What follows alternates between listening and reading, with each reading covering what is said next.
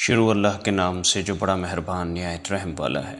ناظرین کرام، انسان کتنا نادان اور ناسمجھ ہے۔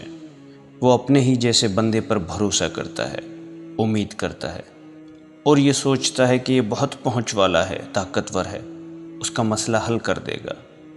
انسان خواہشات کا پتلا ہے، اس کی خواہشات کبھی ختم نہیں ہوتی۔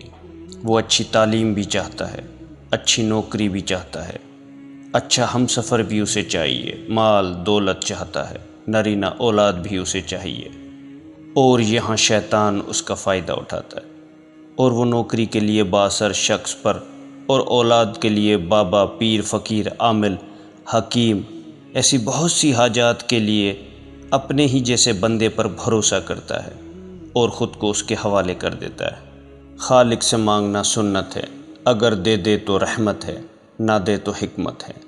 مخلوق سے مانگنا ذلت ہے، اگر دے دے تو احسان ہے، نہ دے تو شرمندگی۔ یاد رکھو، ایک اللہ رب العزت ہے جو واپسی کا تقاضا نہیں کرتا۔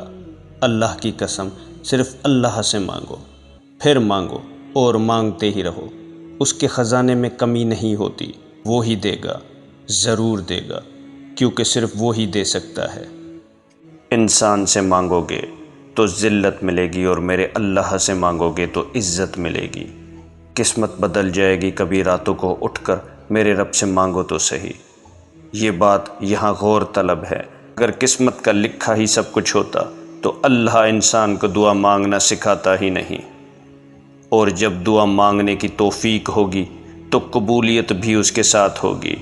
ناظرین کرام، دعا پڑھنے کا نہیں، مانگنے کا نام ہے، اور جب مالکوں کے مالک پوری کائنات کے مالک سے مانگو تو حقیر بن کے، فقیر بن کے مانگنا۔ اللہ بندے کو اس کی ماں سے 70 گنا زیادہ چاہتا ہے۔ اللہ بندے کو کہتا ہے، تو ایک قدم بڑھا، میں تیری طرف 2 قدم بڑھاؤں گا۔ یہ اللہ کا وعدہ ہے۔ جب ماں باپ پیار سے بچے کو ہوا میں اچھالتے ہیں تو اس بچے کو بھی یہ یقین اور بھروسہ ہوتا ہے کہ مجھے تھام لیں گے، مجھے گرنے نہیں دیں گے، تو اللہ رب العزت بندے کو کیسے چھوڑے گا؟ اور آپ یہ عمل یقین اور ایمان کے ساتھ کریں گے تو انشاءاللہ آپ کی دعا کبھی رد نہیں ہوگی اور آپ کی حاجت یقینی طور پر پوری ہوگی، جیسے میری ہوئی۔ دن کے کسی بھی وقت صرف 2 رکعت نفل حاجات پڑھیں۔ ہر رکعت میں سورہ فاتحہ کے بعد 1 بار سورہ یاسین پڑھیں۔ اگر زبانی یاد نہ ہو تو کوئی بھی سورت پڑھ لیں۔ سلام کے بعد جس جگہ نفل پڑھیں اسی جگہ بیٹھ کر 3 دفعہ درود شریف، 3 دفعہ سورہ یاسین اور پھر 3 دفعہ درود شریف پڑھیں۔ عمل کے بعد اللہ سے دعا مانگے، ایک حاجات مانگے اور دل لگا کر مانگے، ضرور قبول ہوگی۔